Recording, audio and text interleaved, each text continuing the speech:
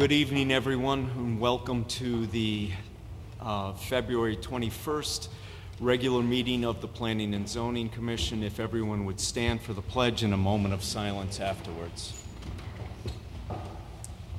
I pledge allegiance to the flag of the United States of America and to the republic for which it stands, one nation, under God, indivisible, with liberty and justice for all.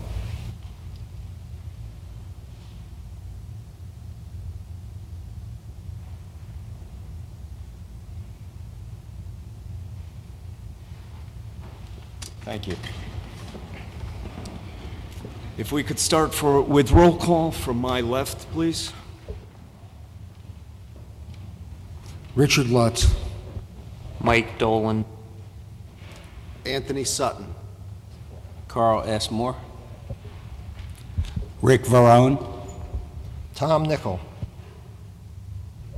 Jim Quish.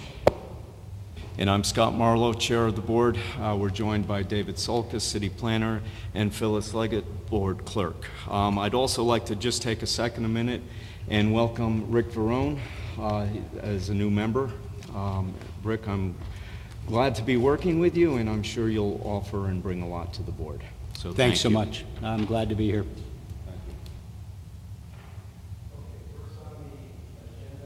Public hearing for 75 Point Lookout, Zone R 12.5, petition of John Nuff Esquire for special permit, site plan review, and coastal area management approval to provide earth filling within 25 feet of a tidal water body on map 28, block 583, parcel 7, of which Michael Monteleone is the owner.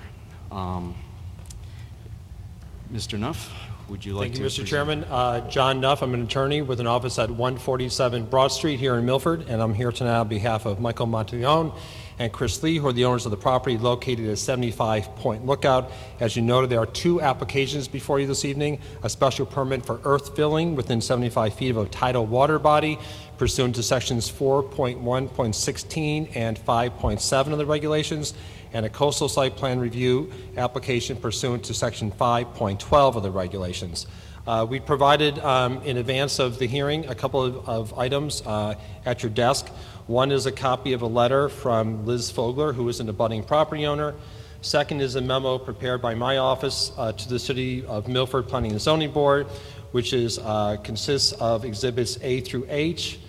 Another one is a memo from Langen Engineering to your city engineer, Greg Pidlusky, and I provided one copy of a photograph of the placard that was posted at the site, I think on February 8th, 2017, in compliance with the regulations. So very quickly, the subject parcel is located on the west side of the Point Lookout Peninsula and abuts Long Island Sound. The property, like all the properties on the west side of the peninsula, has a very steep slope leading down to the water. Unlike nearly all those other properties, however, the property's steep slope has not been stabilized.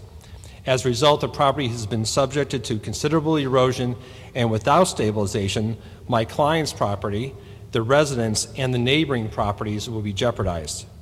So the two applications before you, therefore, pertain to the proposed stabilization of the existing steep slope in a manner similar to or identical to what others have done along the portion of the coastline. Aerial photographs of this area depict a condition similar to a child with a missing tooth, with my client's property being the gap in the smile. Other than the stabilization work, no other work is proposed by these applications. I provided copies of other approvals for slope stabilization for the other properties on the west side of Point Lookout, about half of which were approved post-Hurricane Sandy.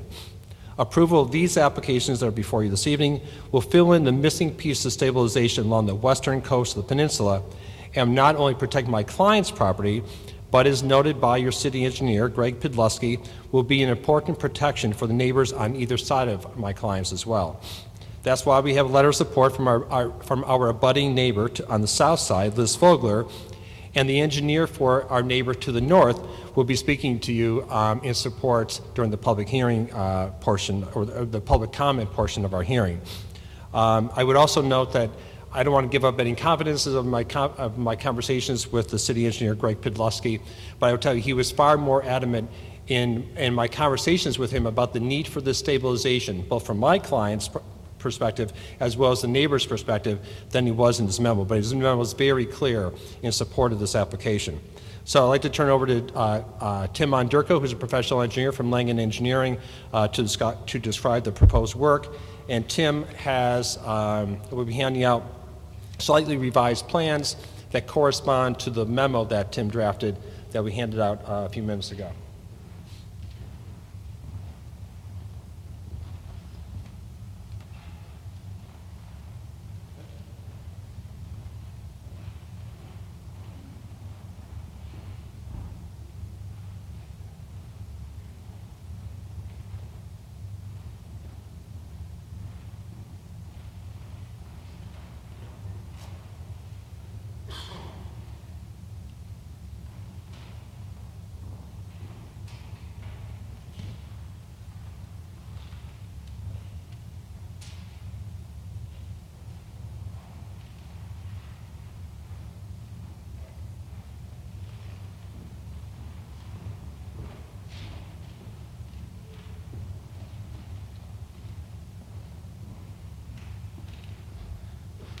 Good evening, Tim Monderko, professional engineer with Langen Engineering with an office in New Haven.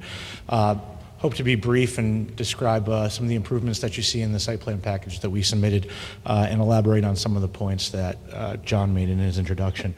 What I've put up here, and maybe a little hard to see from a distance, there is a sheet in our drawing set that has topographic and boundary survey that we completed, and also has some photos down the right-hand side so you can see what the existing conditions are of the site and why we're before you for the proposed improvements.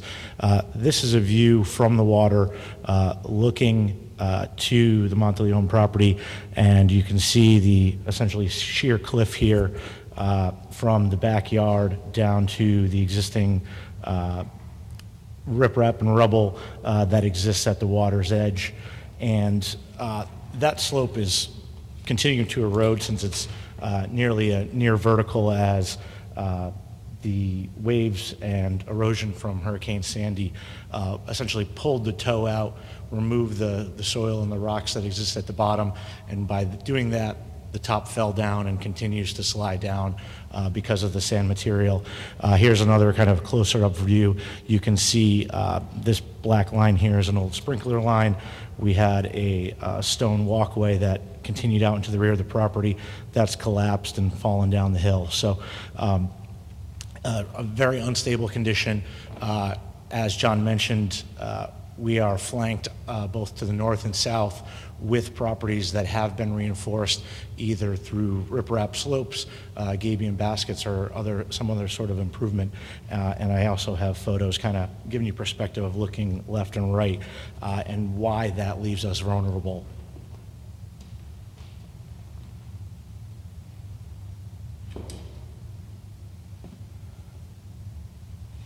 So the difference between our property and parcels looking to the north, these are gabion baskets filled with stone and then slope revetments as you continue up the street of larger armoring stone.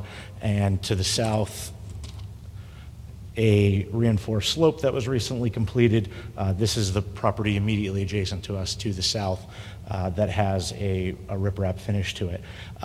When we created the plans that you see in our set, we actually coordinated with the engineer and owners of the property to our south, as their intent was for the two properties to key together when the slope was repaired on our property. So the design drawings that you see, the typical section that we used, as well as the slope have all been coordinated with that property. So our improvements would look identical to this property on the south. So what we're trying to do is continue this treatment further north and take it to our northern property line. And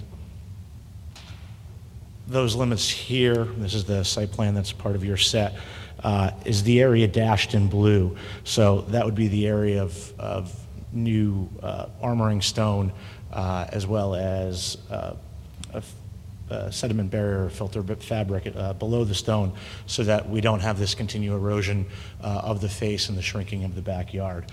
So that's really the scope of the project. I highlighted another area in pink up here, which is the only other disturbance that we would have, and that would be for construction access. All of our work would be done from the land side. We're not looking to use a barge and go out into the water and place stones. We'd work from above and back our way up the slope. So the actual areas of the site that would be disturbed for this work is minimal. The second sheet that you have in the 11 by 17s that I handed out has some annotations. Those are what we've worked with our neighbor to the north, Nicholson property, and have agreed to make some accommodations and some changes per their request to make sure that the work that we're doing on our property is coordinated from a timing standpoint so that they know it's happening, as well as some requests to make sure that the treatment that we're doing ties nicely to the gabion baskets that they have that I showed in that previous photo. So what we would like to do, when appropriate for filing, would incorporate those notes and comments that we agreed to with the neighbor into our final site plan, but wanted to show you that we're working with them and have agreed to several, I would call, minor changes to the plan per their request. So other than that, very simple process, we hope, and have worked with the town engineer, the city engineer, who is supportive of the improvements, and had a few minor comments on the typical section and erosion control measures, and we were able to accommodate those without issue. Thank you. Thank you. Happy to answer any questions, or do you want to go to the public comment? Well, if we could get Mr. Sulkus, your comments? You have Steve Harris's and my staff report in front of you, and all those reports say is that you really need to look at the city engineer's report and the attached DEEP report. They conflict one another. Is there questions from the board? Lutz. The two reports have conflict with each other? Could you describe the conflict?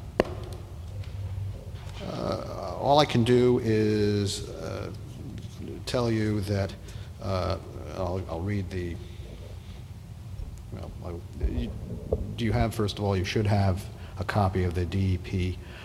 It's an email from John Goucher. I could read it to you in your entirety, or I can just read the last paragraph. But basically, the last paragraph in his report says, I recommend that you study nearby coastal site plan review applications for 83 and 93 Point Lookout and 39 and 45 Point Lookout. Both of these applications were initially proposed structural solutions were found to be inconsistent with Connecticut General Statutes 22A, 92B23. After the legislature amended the statutes to include substantial appurtenances, there are attached or integral thereto to this section, we were able to reevaluate the consistency with the newly revised statutes. We determined that each application included a substantial appurtenance that could not be considered in the initial application. Due to the location of those structures and other site-specific constraints, it was determined that there were no feasible non-structural measures available to adequately protect these structures and thus the dwellings located behind them. However, this property does not have a similar substantial appurtenance. Thus, it appears that the proposed revetment is clearly inconsistent with CCMA policies. So what he's basically saying, he's saying it's a policy issue. He isn't necessarily arguing against the engineering issue. If we could. In the pictures that you sent us, there were some posts that were stuck into the ground. Who put those posts in and how long ago?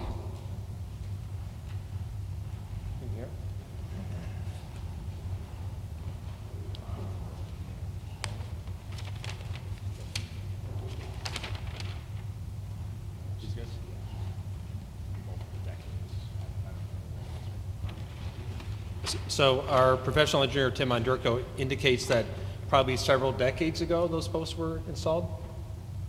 Okay. And behind the posts appeared to be some large boulders, am I correct? Yes. I would have thought, if there was a lot of erosion coming off the hill, that it would have covered those rocks down below and part of those posts.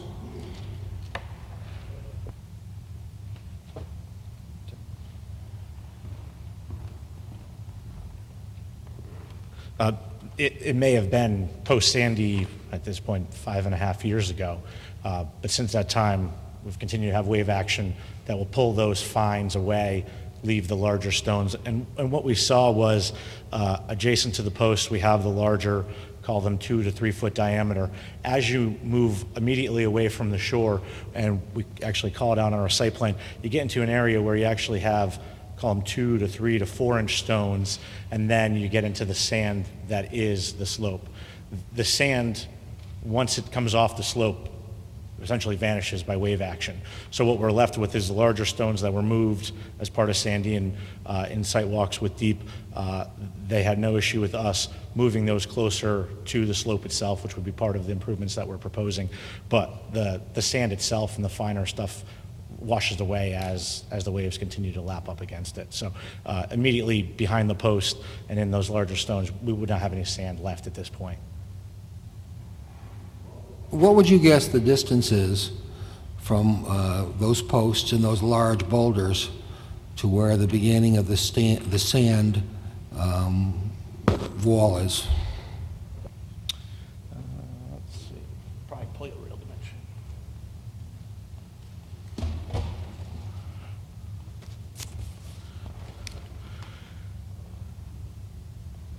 So,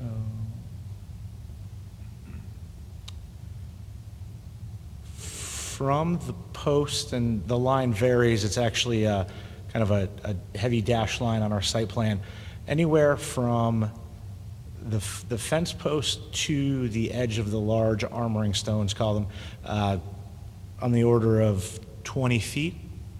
But a good portion of that is land waterward of the coastal jurisdiction line, so land that we wouldn't be able to touch as part of our work. So you have about a 20-foot gap, and then those larger stones end, and we get into the kind of, I'd call it the smaller gravel. Yeah, I was surprised by your description of the tremendous amount of erosion. I talked to someone who has lived in this area for 80 years, and he tells me there's been very little change, okay, in that lot in the 80 years. In fact, he and his father put those posts in the ground, okay, many, many years ago. Sure. So, you know, I guess there's been some erosion, all right, but not a great deal.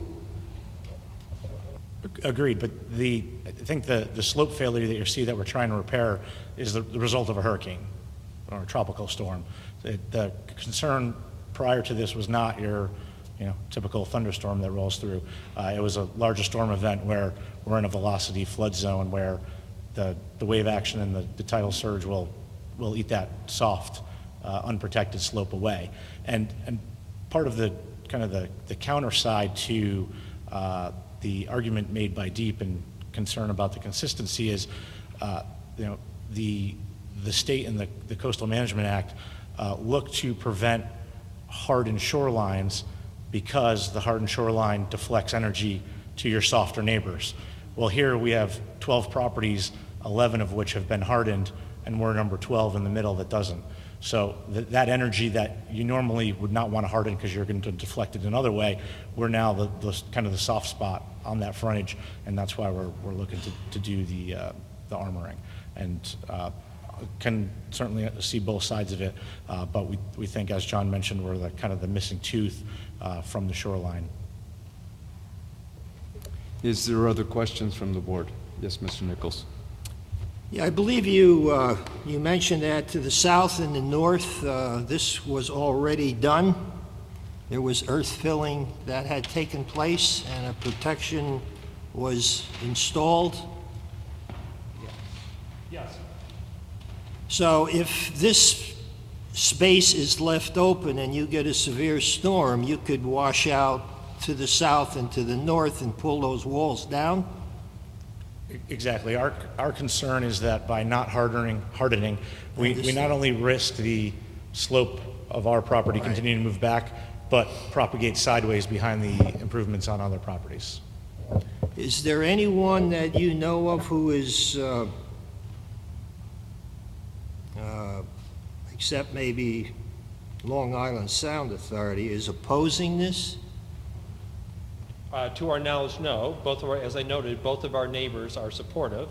And I would note that your city engineer said it is necessary to provide hard infrastructure at this location to prevent erosion at this location from adversely impacting adjacent properties.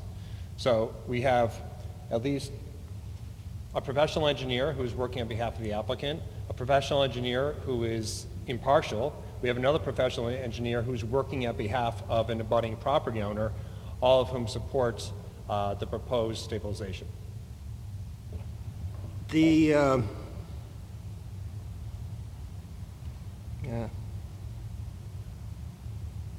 now, Thank you. Other questions from the board?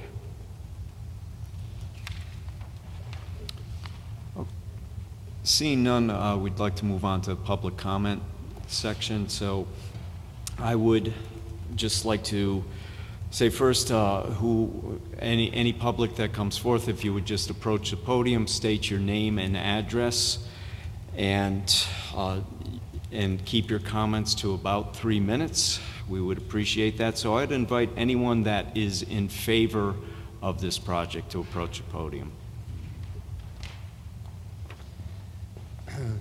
Good evening. My name is Joe Wren. I'm a professional engineer, owner of Indigo Land Design based in Old Saybrook, Connecticut. Excuse me, sir. Could you just Yes. spell your last name? I'm sorry. W-R-E-N, like the bird. Okay. I represent Leslie Nicholson, who's with us this evening, second row on your left side. I've been working with Leslie for a little over a year now. This has been a topic of discussion for a little while. We were notified that this was on the agenda, so we carefully looked at the plan, and I went back and forth several times with Leslie. We studied it. She is very much in favor of the work and definitely not opposed to it. She agrees with everything, and we agree with everything that was stated here this evening. There were some minor changes along her property line that we asked to be incorporated into the plan, and the applicant was very, very responsive, and within a few days' time incorporated 2 rounds of comments that we had, and those are reflected on the second sheet. This, you received tonight 2 11x17s, and on the second sheet there were notes added. On the right-hand side it says notes added February 21st, 2017. All the notes in red were added in response to our request from that side, so they were very willing to work with us and incorporate everything that we had concern of, and they have incorporated on this plan, and it will be the final plan that will be filed if approved. One other notation is apparently there was a map from the 1930s, correct, that showed those posts? Satellite photos from the 1930s that apparently show those posts there being there in the 30s and 40s. So could be there for 70, 80 years, just to answer your question from earlier. Yeah, air photos. You can see little shadows. But other than that, again, she's very much in favor. They've been very responsive and helped us along, so we would like to see the project approved. Thank you. You're welcome. Is there anyone else that would like to speak in favor of the project?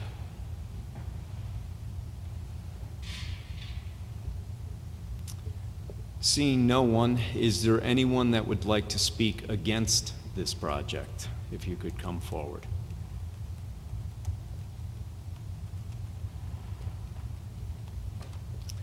Okay, seeing none, we'll move on. Is there any other, before we talk about closing the public hearing, is there other comments, questions from the board? Yes, Mr. Moore. Should we speak to the policy concerns that Mr. Sulkus addressed earlier, and what may you be doing about that at this time? We read carefully Mr. Goucher's comments. We respectfully disagree.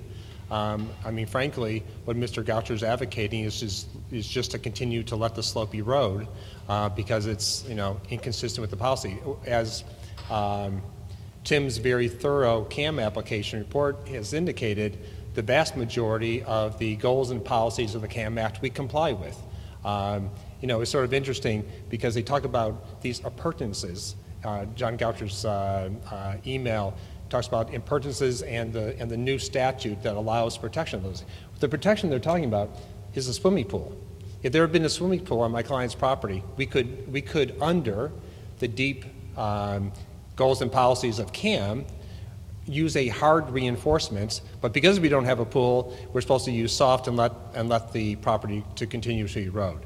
I would respectfully suggest that Mr. Goucher is not a professional engineer. I would just repeat that we have 3 professional engineers, all of whom are advocating the restabilization of my client's property. Other questions?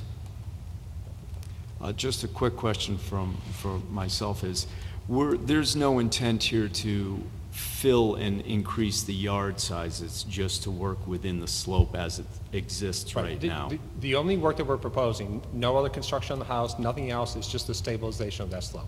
Okay, thank you. All right, at this point, I would like a motion. Do we close the public hearing? Take a motion for that? So moved. We don't need a motion for that? Okay, so the public hearing section is closed. Is there any further discussion amongst the board on this? Yes, Mr. Quish. It seems that it makes sense. I think the analogy of a child without a tooth it resonates with the photographs and the drawings, and it does make sense that being a soft spot, it will continue to erode and could cause problems for the abutting neighbors as well. I think the state, is missing something. If there was a pool there or if there was a shed there, you could put up a shed and come back, and you'd have an appurtenance to protect. So I'm in favor of it, and that's what I just want to say. Is there any other questions, comments? Yes, Mr. Lutz. Yeah, I understand the state's position that in general a soft surface is better than a hard, but sometimes you have to look at the existing conditions. When you have on both sides hard surfaces, okay, then this concern about having the soft doesn't seem to make much sense any longer. All right. So in other words, in general, if this was a shoreline where all that other work hadn't been done, I would say, yeah, leave it as a soft surface. All right. But when you have the whole thing has been done other than this one area, then it doesn't make any sense any longer. Okay, thank you. Any further comments from the board? Seeing none, I know we normally, is there any reason that the board feels that we shouldn't act on this tonight? If not, I would entertain a motion. Mr. Lutz. I'm sorry, Mr. Quish. I would move to approve as submitted. A second? Second. All in favor? Anyone opposed? Okay, motion passes. Thank you. Okay, next on our agenda is new business, and we're at 528 Wheelers Farm Road, petition of John Nuff for a minor amendment to a special permit to expand the administrative building, student center / gym, and construct a new maintenance garage on map 104, 915, parcel 13, of which the Village Foundation, Inc. is the owner. Mr. Nuff? Evening, Mr. Chairman. Again, John Nuff, 147 Broad Street. I'm very proud to be here tonight on behalf of Boys and Girls Village, Inc. Boys and Girls Village is the tenant of the property located at 528 Wheelers Farms Road. The property consists of approximately a little over 11 acres and is located in a DO25 zone. We all know that Boys and Girls Village has been part of the fabric of Milford for many years. Indeed, 2017 marks its 75th anniversary of helping children in crisis, to quote from their logo, heal, learn, and grow. But while the village has become a leader in the types and quality of the programs that serve their students, their facilities have undoubtedly become terribly outdated and simply not functional. As a result, we have submitted an application for a minor amendment to our existing special permit to construct a new and extremely attractive administration building, expand the existing student center gymnasium building, construct a small maintenance building, eliminating some random sheds on the property and constructing a small maintenance building, together with a tremendously robust landscaping plan which proposes dozens of shade, evergreen, ornamental trees and literally dozens or hundreds of shrubs and perennials. While the overall square footage of buildings on the property will increase by a very modest 13,210 square feet, the actual impact on Boys and Girls Village to fulfill its mission will be much, much greater. Not only will the proposed development create a far more welcoming environment for students, parents, caregivers, and other professionals, it will also create a far more attractive entrance into Milford for those coming from the Parkway. As you'll see, it is no exaggeration to call the proposed improvements a dramatic improvement over the existing conditions that face Wheelers Farms Road. With the proposed development, the total number of students to be served here in Milford will increase only slightly from approximately 90 students to 110. The proposed development, however, will accomplish two fundamental and crucial goals. First, it will enable Boys and Girls Village to provide enhanced services to their Milford students. And second, as Boys and Girls Village opens campuses in other locations in Connecticut, the new administration building will continue to be the core facility for its administrative staff and their various needs. I mean, I could go on and talk about the wonderful work that Boys and Girls Village does, but I think you're probably far more better off hearing from the president and CEO of Boys and Girls Village, and that's Dr. Stephen Kant, MD. So I'd just like to invite Dr. Kant to the podium for a few moments to tell you how important this proposed redevelopment is for Boys and Girls Village. Thank you.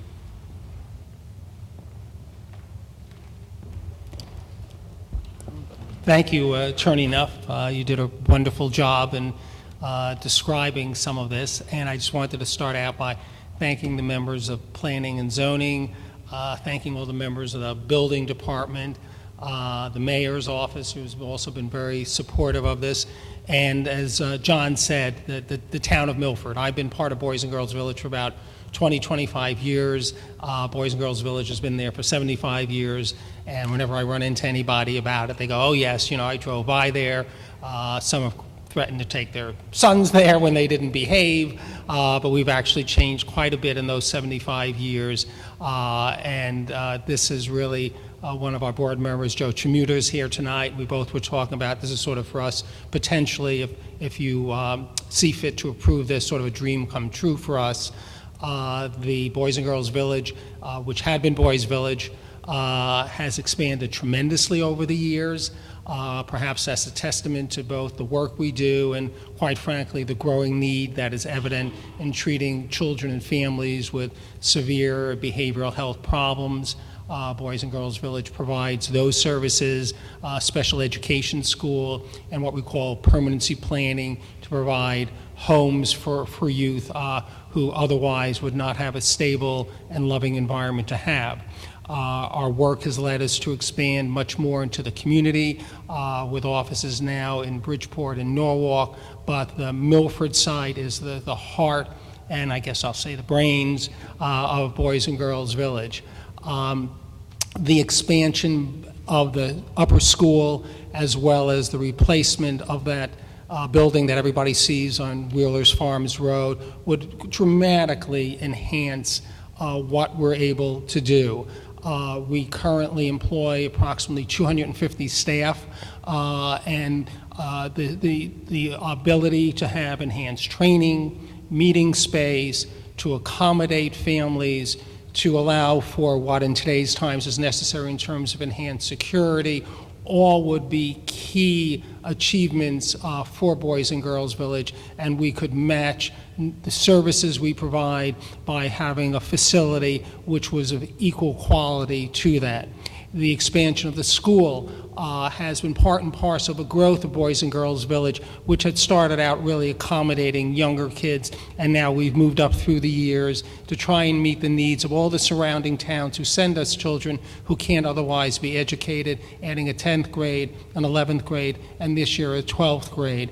The addition of those square footage to the upper school would allow not only for appropriate classroom space, but a cafeteria and all the other accommodations that the children and the families that we see need. So I can only tell you on a personal note that for me, this would be sort of a crowning achievement of the years that I have been there, and to the degree that, again, the committee sees fit to approve this on behalf of the children and the families who have been cared for and will be cared for, certainly to extend our thanks to the efforts that you're putting forward. And if there are any questions, certainly about what we do there, I'm glad to try and answer those. But I know we have other experts here tonight who are going to answer the specific questions about the building that we're making the request for. So thank you. Thank you. So John Wicko, who's obviously a local architect, has the great pleasure of describing to you the wonderful improvements that Boys and Girls Village is proposing. Thank you, Joe. I do have two renderings that you see here reproduced, and also existing photographs of that signature building, which is on Wheeler's Farm Road, which would be replaced with a new facility to house the administrative offices, executive offices, and also several programs that require a facility of more of a modern nature. The existing photographs you see are, one of them is the old homestead, as it's referred to, with its utilities that are in that. And then the rest of the building from the other side, looking from the south, are the temporary classrooms, which are they're functional, but they're in disrepair, certainly not modern, where the new building would provide a much better environment. I'd like to just go through, if I could, I'm going to take this off, and describe the current conditions, which are in a survey, which is in the file, and I have a copy of it here. But the front portion is towards Wheeler's Farm. It has the three-blocked building, which we did some studies on and research too, and the temporary classrooms they're kind of falling apart. There's one portion of the facility that's a block building, is actually solid, but it didn't accommodate the type of flexibility that the building and the programs that they provide needs in terms of space planning. And then the house structure is certainly awkward, not code complying, and the decision was made through several meetings and discussions and proof that the building really needed to come down for monetary reasons and also just for function. So that's what we're replacing, and that's what the signature building is, or the one that you see. They're all beautiful buildings, but that one you do see. And with that, there's parking requirements that are, some are existing here and here. There's also an existing fence, which was a recent addition that started one of the first phases of the master plan, which kind of separates the public side of the facility with the more private, with the students, and where it's very secure and protective. And through those gates is the building in the center, the student center, the upper school. It has the gymnasium and some classrooms now. This is one of the buildings that we're expanding. There's also the classrooms, which are on the old basketball courts, which is in this location. Then there's the lower school, so there's the upper and lower, which fulfill the students will fit into whatever age group that is appropriate. And then towards the back were buildings not too long ago that are safe houses, which are on-site permanent facility for students there. And then there is a cell tower in the back. So there's a lot of language on the drawings if you read through them. And there's a lot of different approvals and special permits and variances that were granted for this use, the special permit, and they're all represented in that survey. What I'd like to do is just kind of briefly go through the plans that Joe Wren and Seamus developed with me, providing the buildings and describe where the work is happening. So the existing parking is on the north side. There is an overlay of the existing building and the new building. So we went with a two-story building to minimize the footprint. We brought that building back from the road so to decrease the nonconformity of the front setback that is in the DO 25. There's proposed parking to support the increase in function and size there. Then the upper school, the existing portion is to remain, and we're adding a block towards the rear, which expands, which provides the needed classrooms. And then the maintenance garage is off the main driveway, which really kind of cleans up this whole section of the site. There's a bunch of sheds and storage trailer type buildings that just kind of house things. That's cleaned up, and we need to kind of get that into one building at the side of the property. Also, we have a network of sidewalks, some improvements to the drives. We're proposing landscaping and lighting. The way that the project is going to be developed, we're asking for phases, and that kind of correlates with the amount of funds that are coming in from various sources. The first phase is 1A, which is the program services building, the front building, and with that is 1B, so that'll be one phase is the maintenance garage. And then phase 2 is the expansion of the upper school, and it's soon to follow.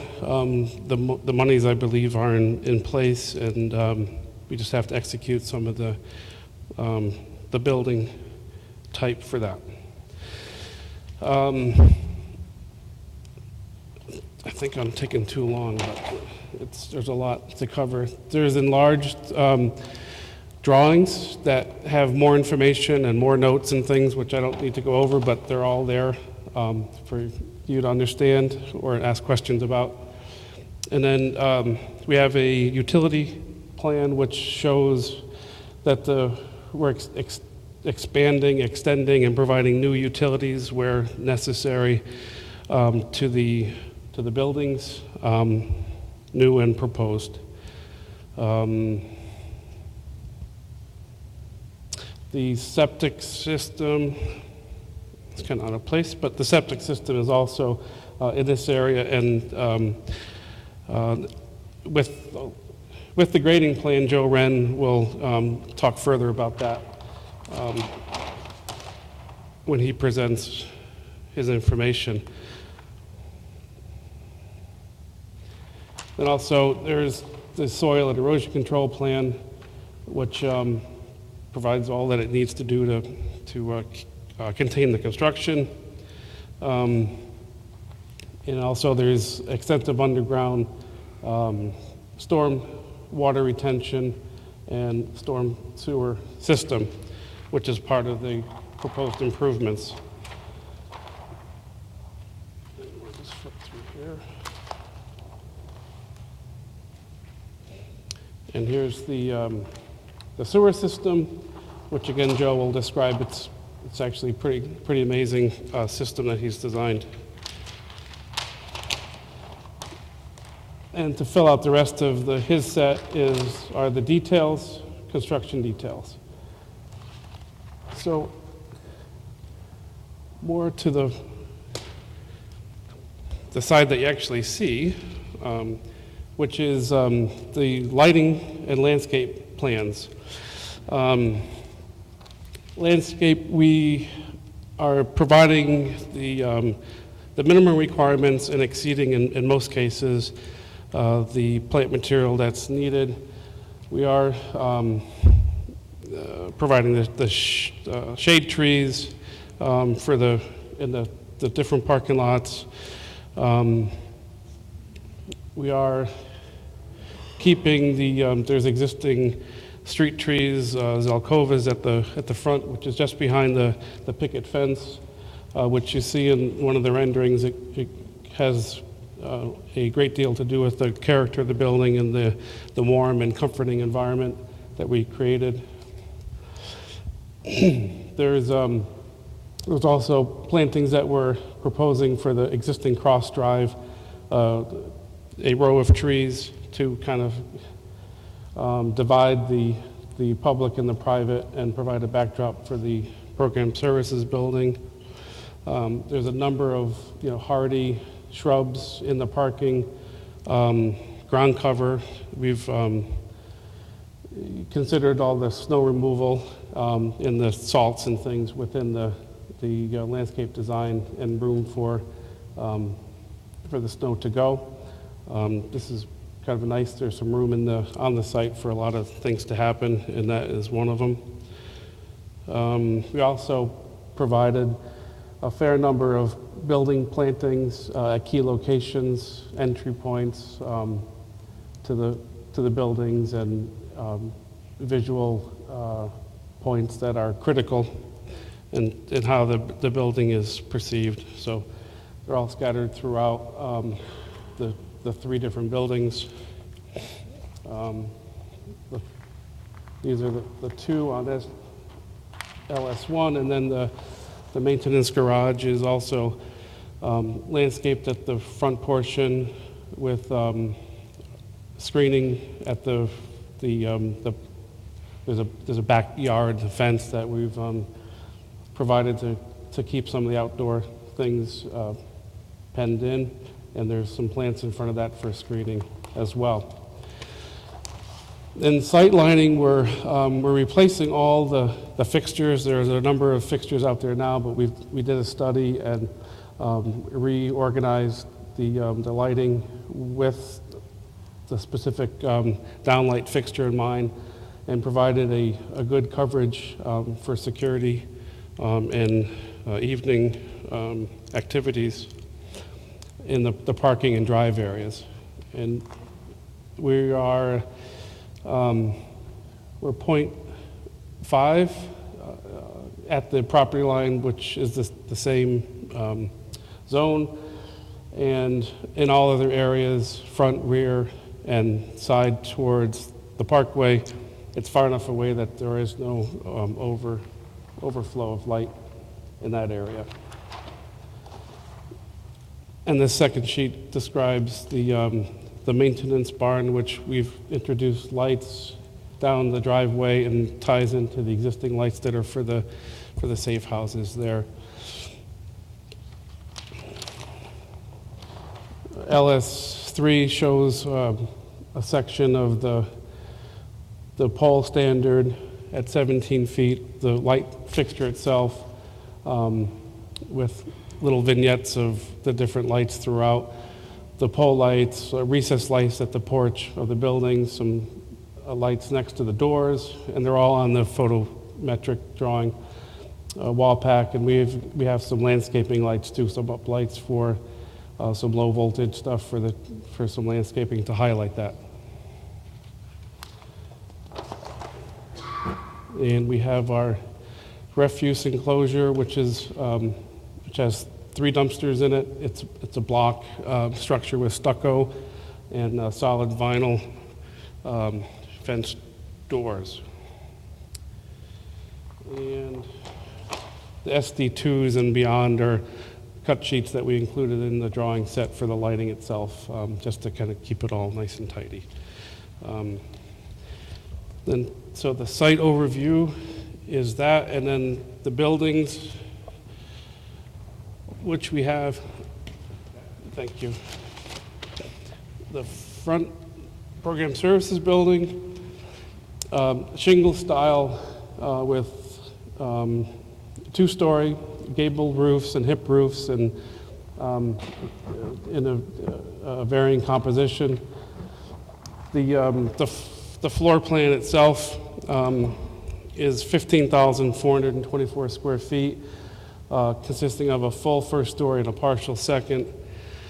There's an entrance off the main parking lot, which was towards the south. That's for visitors and clients to come in. And then there's a staff parking on the right side at this point with two handicapped entrances and exits. The program is kind of dispersed with the reception off the front entrance. There's a separate department for human resources, which requires a separate entrance and exit. It's located in the front left. There's a reunification program that's located on this floor. Training rooms, large and small, for employees, and different programs that they provide for the staff, and executive offices at this level also at this point. Through an elevator and stairs, we get to the second floor, which are different departments which run the facility: finance, quality department, and it's administrative support, and there's foster care that's also housed in this building. And elevationally, we've called out the different materials on the elevations. Basically, it's a hardy shingle siding with solid PVC trim. So it's a, if you think of it as a large house, it's that type of a construction. Certainly a lot different engineering-wise, but the appearance is that with porches, entrances, and kind of a warm, soft feeling to it. The second building in this packet is the maintenance garage, which is basically a three-car garage that will house the plows and different, gators and things that they have that they need to support the campus. And then in the rear, there's a 6-foot fence for snow plows, sanders, and all those kind of things that can stay outside and belong outside. A couple dumpsters for their use, an office, and a lavatory, so they can do what they need to do there. Elevations, similar type of residential, which is found throughout the site in a kind of a outbuilding style with a little vented cupola and a side entrance to the office with a little shed roof. And then the expansion of the existing upper school. The existing block remains with the gymnasium, which you see has the diamond pattern in the block itself. We have a modern structure, glass and some precast concrete panels that we're adding to that. And that is in the back, the southwest corner. We've got classrooms, we have a dining hall for the upper school, a future kitchen with a serving area that serves the students here so they don't need to leave the building, and also some offices for the staff. The existing gymnasium will be used in the same way, so we've got different points of entrances. So the flow and the service of the building is integrated with what is there. And then again, we've got on A7 elevation showing the existing and the new and calling out the different materials. It's a curtain wall system with opaque panels and clear glass panels and precast concrete to bring in some of the concrete colors and texture from the existing building. That's a quick overview of a lot of stuff, but I can certainly answer all kinds of questions that you might have. And if Joe can talk about all the nitty-gritty septic and storm, that'll be much appreciated. Thank you.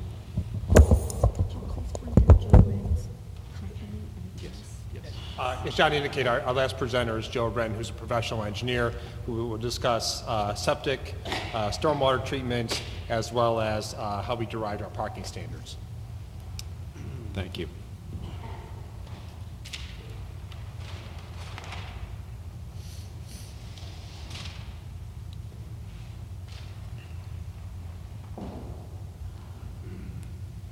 Good evening. Once again, for the record, my name is Joe Wren. I'm a professional engineer, owner of Indigo Land Design, based out of Old Saybrook, Connecticut.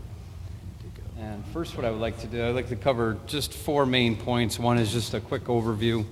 One, I would like to just discuss parking briefly and some zoning information, and then just bring you up to speed a little bit on the septic for the property, the drainage, the stormwater, and then just go over a couple of the engineering comments from the city engineer. So just first and very briefly, sheet out of our site plan set, sheet 1 of 10 is an overall site plan, which shows the entire property based on a recent A2 survey of the property and shows all the existing buildings. What I've done on this plan is I've highlighted the addition to the upper school or the student center in a heavy solid pink line, and then I kind of dashed in a lighter pink line the existing. Same with the administration building in the front. The existing building is a light dashed pink line, and then the proposed, which is also a heavy solid line on your plan, but I highlighted it with a heavy pink line on this drawing so you can see the differences. Also, there's a small proposed maintenance garage that John Wicko talked about as well. All the other buildings that you see are existing, and there's no plan to change those at this time.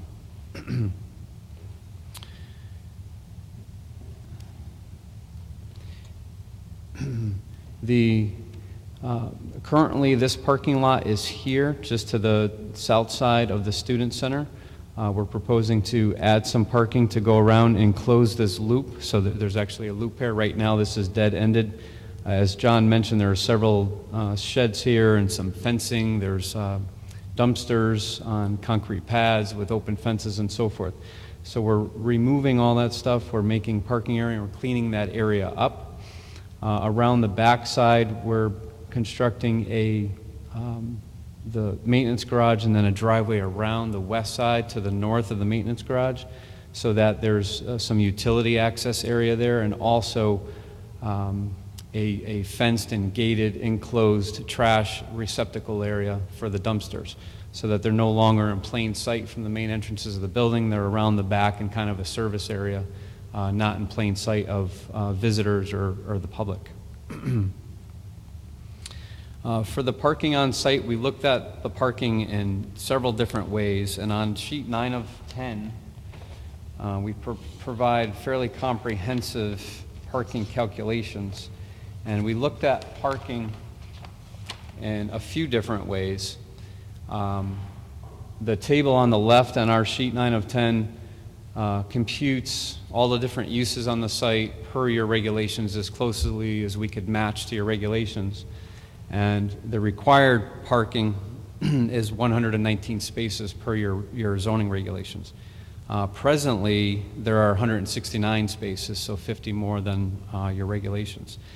Based on the campus' current needs and the projected future needs to correlate to the expansion of the buildings that we're proposing, there is 163 spaces required, so plus or minus about the same as the existing number of spaces. We're proposing 191 spaces, which is 22 more than what's out there existing. There are multiple shifts that employees work. There is a first shift, there is a second shift.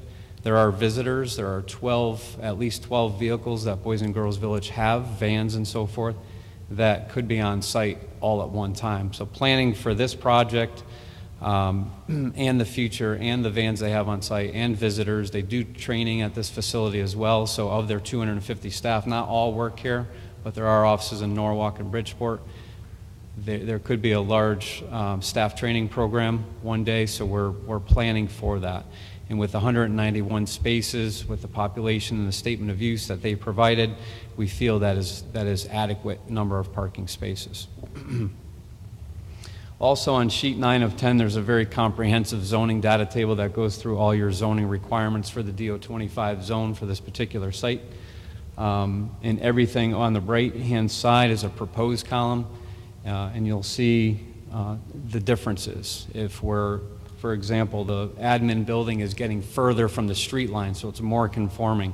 So you'll see we're like plus 18 feet, we're 18 feet further from the street line than the existing condition.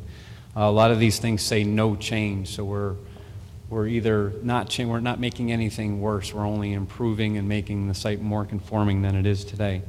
The numbers for total gross floor area, total coverage, we're not close to those numbers. We're very conforming to those numbers. For the septic system is shown on page 7 of 10 on our drawings.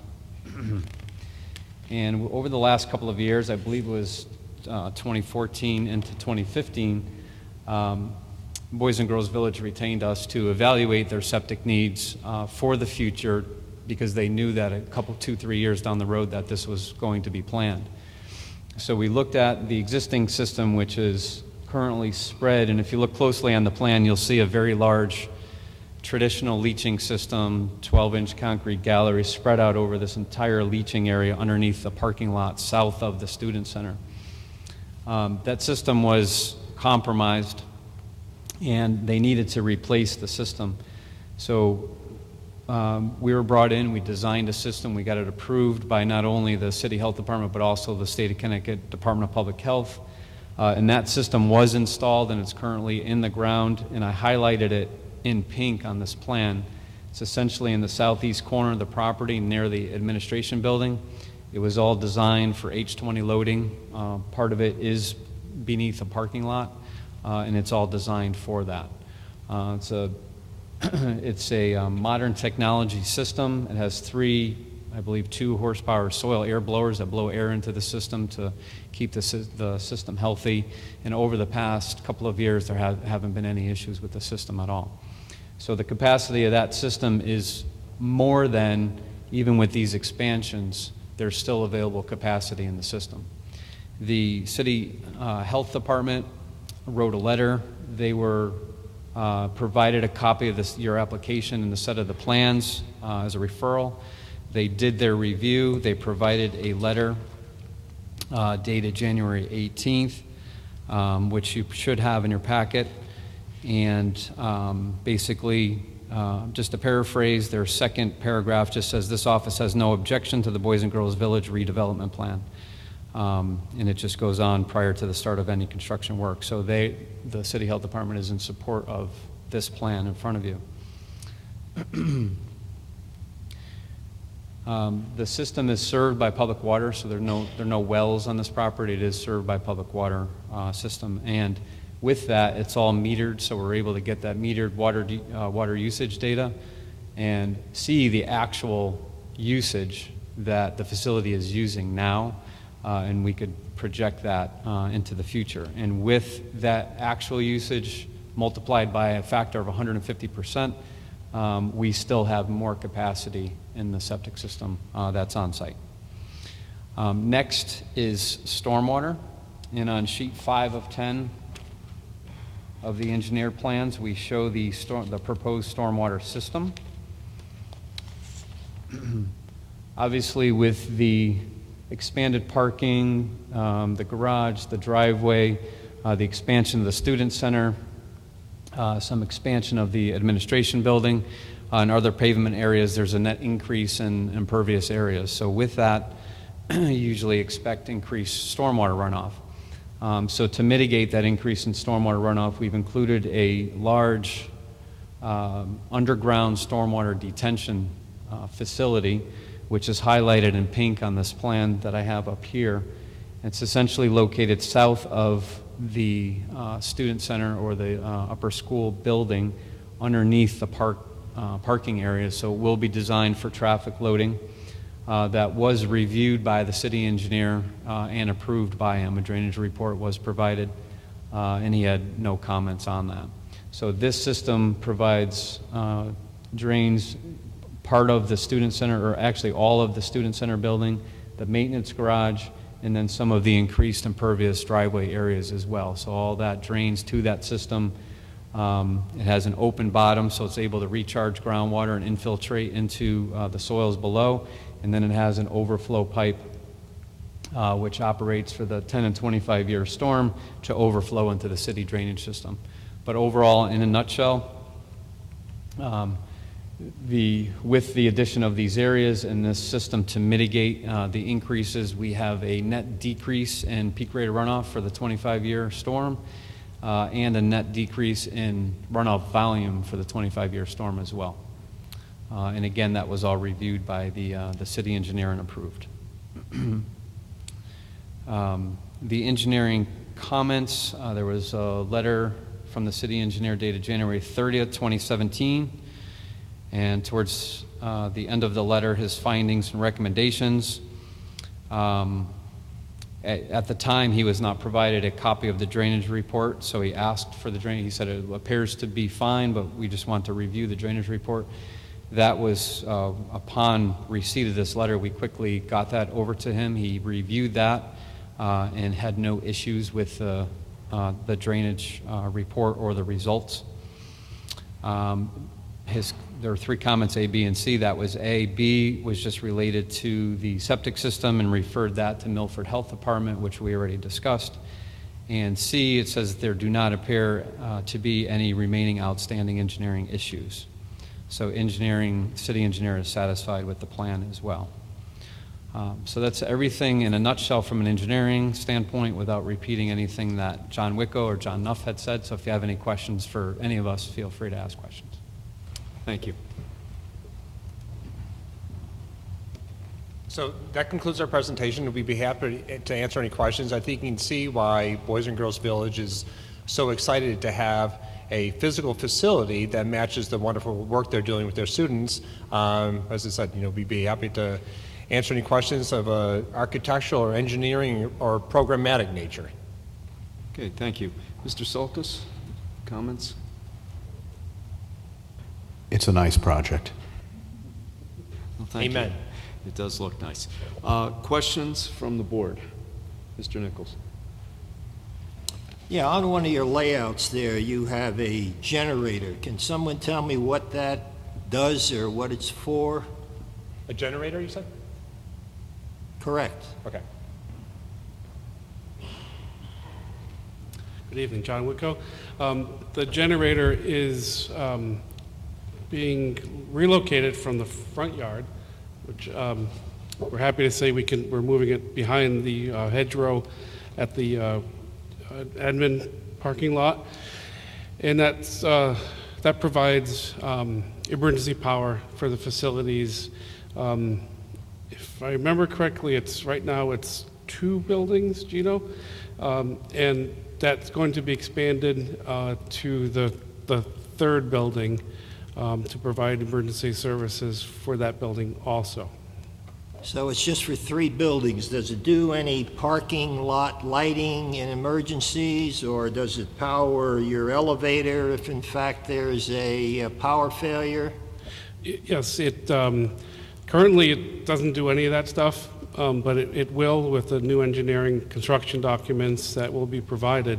It will provide emergency services for the elevator, emergency backup systems for the buildings and lights, and some house lights on site in a limited fashion.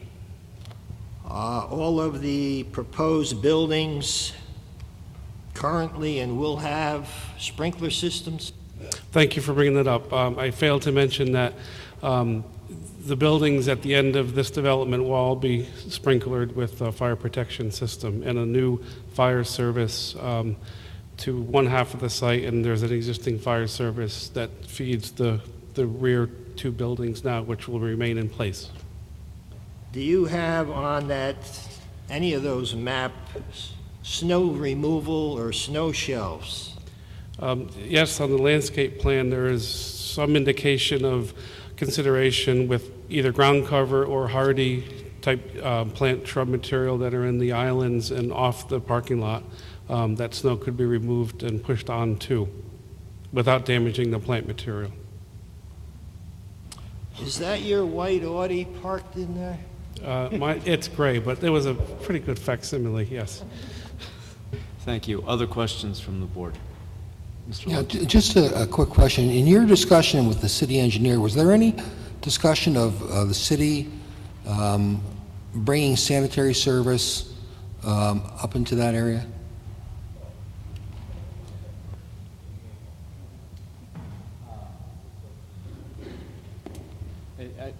Joe Wren again for the record. I actually did not even have a discussion with the city engineer. He provided that letter and said there were no outstanding comments, so we didn't have a discussion.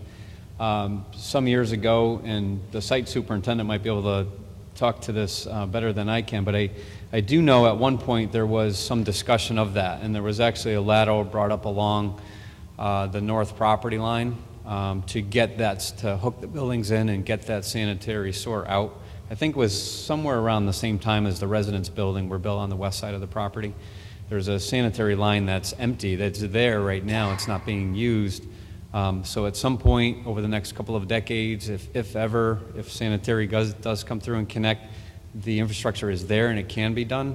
But for the time being, the existing septic system was compromised, and that was all fully replaced with a very modern technology and very expensive septic system. So that's what will be used for the foreseeable future.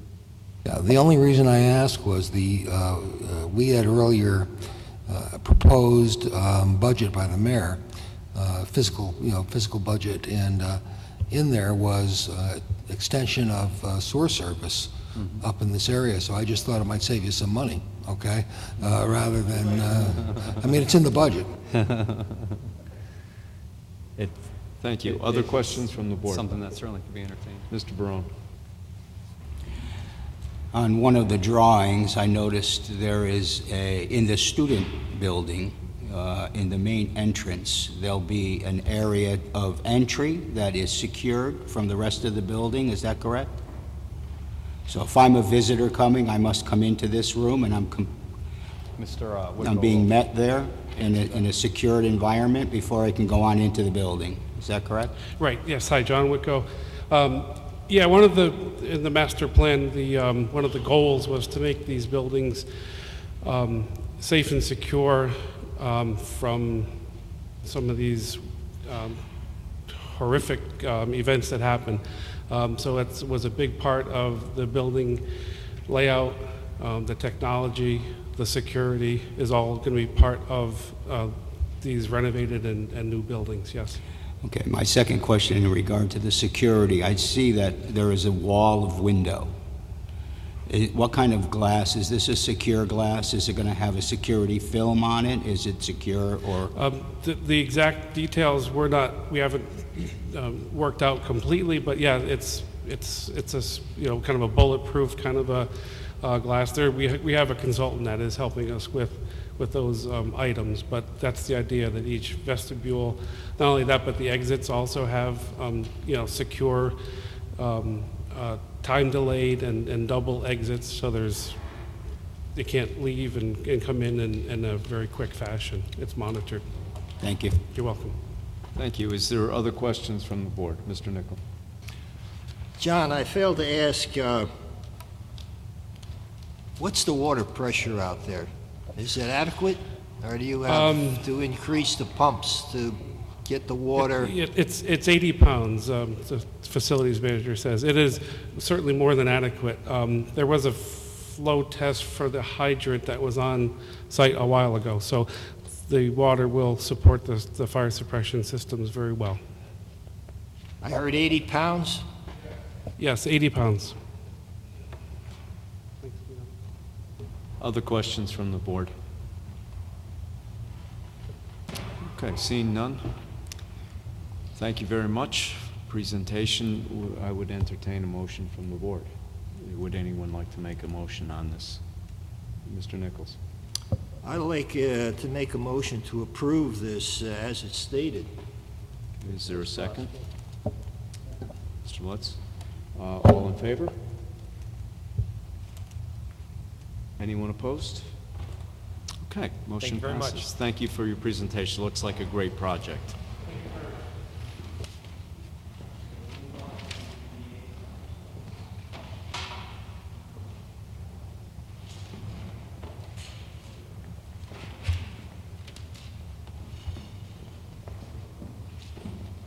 Liaison reports.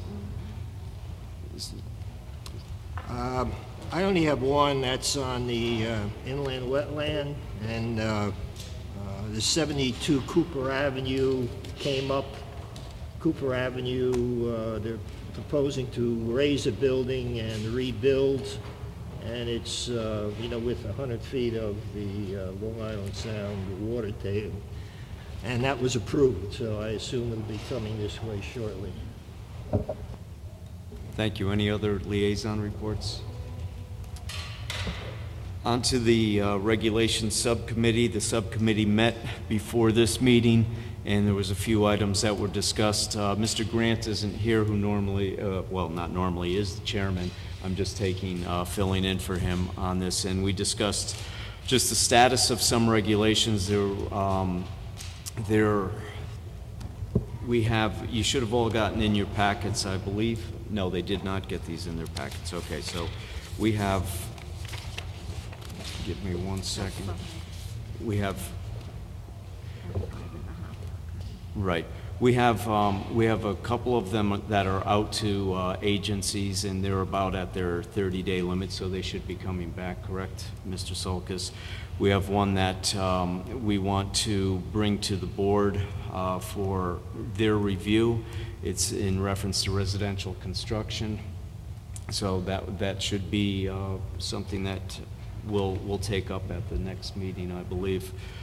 And we also have a few other ones, maps and diagrams, building height and off-street parking requirements that we are going to discuss at the next subcommittee meeting.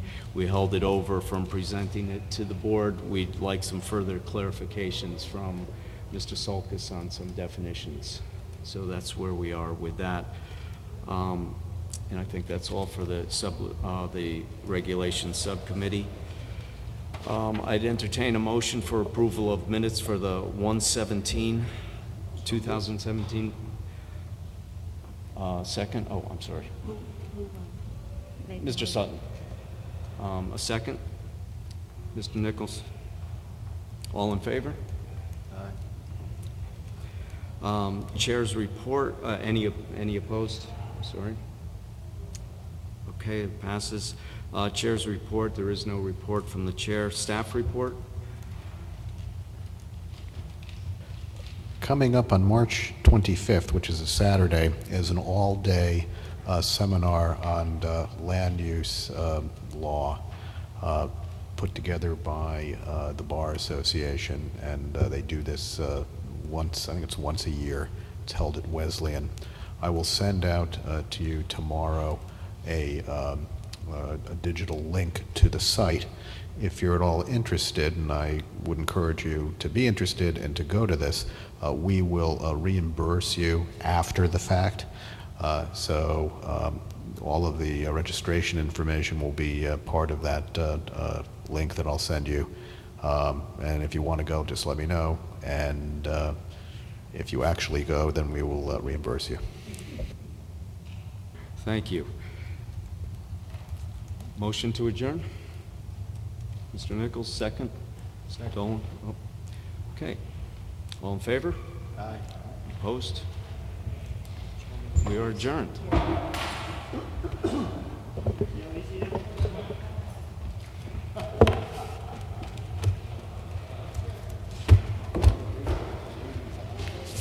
So you want these plans?